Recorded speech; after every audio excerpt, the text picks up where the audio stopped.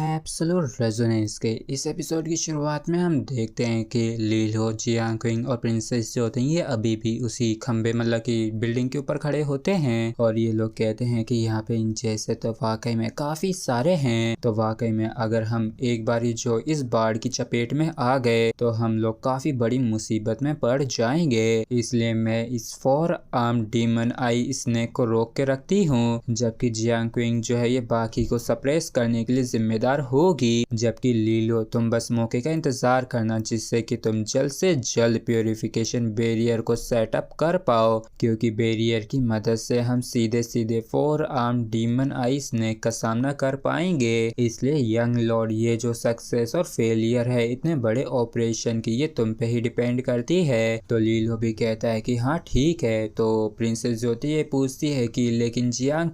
क्या लीलो सच में ये अकेला कर सकेगा, और अगर हम फेल हो जाते हैं तो हमें सबसे पहले लीलो को मतलब कि इस बच्चे को यहाँ से निकालना होगा, जबकि मैं और जियांग हम दोनों ही रिट्रीट को कवर करेंगे। और इन बातों को सुन के लीलो को काफी बुरा लग रहा होता है, लेकिन फिर ये भी शो ऑफ करते हुए कहता है कि वैसे तो मैं बस एक छोटे से रोल को ही प्ले कर रहा हूँ, लेकिन आप दोनों बिग सिस्टर पूरी तरीके से निश्चित रहिए, और हाँ ब्यूटीफुल गर्ल से मैं लीलो तुम दोनों को प्रोटेक्ट करेगा। तो प्रिंसेस भी अपने स्टाफ को निकालते हुए कहती है कि अरे वाह कितना मीठा बोलता है, तो फिर ठीक है शुरुआत में ही करती हूँ। और इतना कह के प्रिंसेस जो होती हैं काफी खतरनाक तरीके से 4 आर्म डीमन आई स्नेक के ऊपर अटैक कर देती हैं, और वाकई में काफी तेजी से इसी की तरफ बढ़ रही होती है। और ये जैसी नागिन की नजर इस पे पड़ती तो ये भी चौंक जाती है, जबकि प्रिंसेस जो होती है ये अटैक करते हुए कहती हैं कि इस प्योरिफिकेशन को एक्सेप्ट करो, और वाकई में ये दोनों ही काफी खतरनाक तरीके से भिड़ जाते हैं। लेकिन प्रिंसेस जो होती है चिल्लाते हुए कहती है कि क्विंगर अब तुम्हारी बारी। तो इस चीज को सुन के जियांग जो होती है ये भी अपनी पावर्स को रिलीज करते हुए कहती है कि योर हाईनेस इसे आप मुझ पे छोड़ दीजिए। और इतना कह के जियांग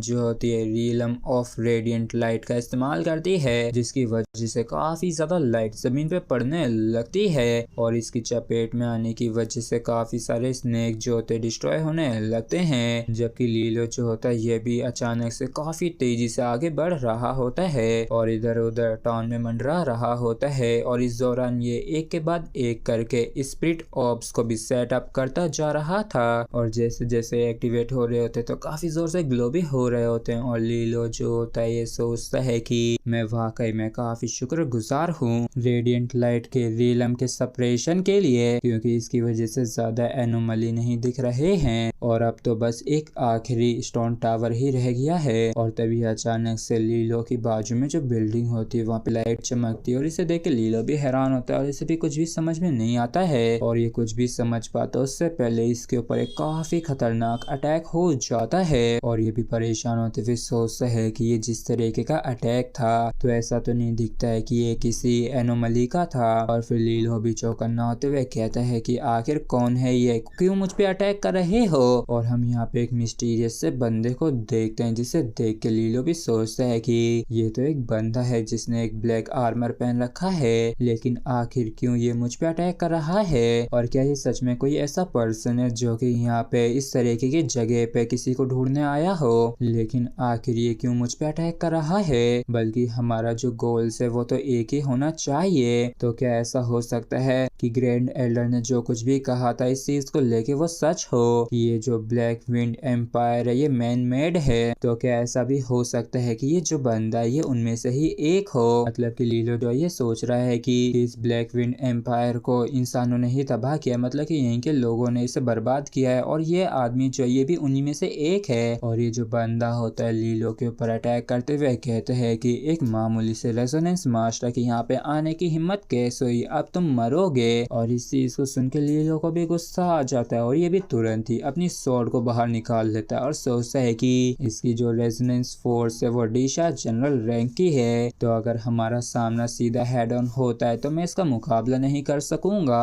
और फिर क्या था लीलो जो होता है तुरंत ही tiger general resonance 8000 flying water blades का इस्तेमाल करके काउंटर अटैक कर देता है, और इसके साथ ही साथ फ्लैश ऑफ लाइट का भी इस्तेमाल करता है इसको चकमा देने के लिए। और इसी के साथ फ्रेंड्स हमारा एपिसोड यहीं पे खत्म होता है। अगर आप लोगों को वीडियो अच्छा लगा हो तो प्लीज़ चैनल को सब्सक्राइब और वीडियो को लाइक करना बिल्कुल भी ना भूलें। Thank you.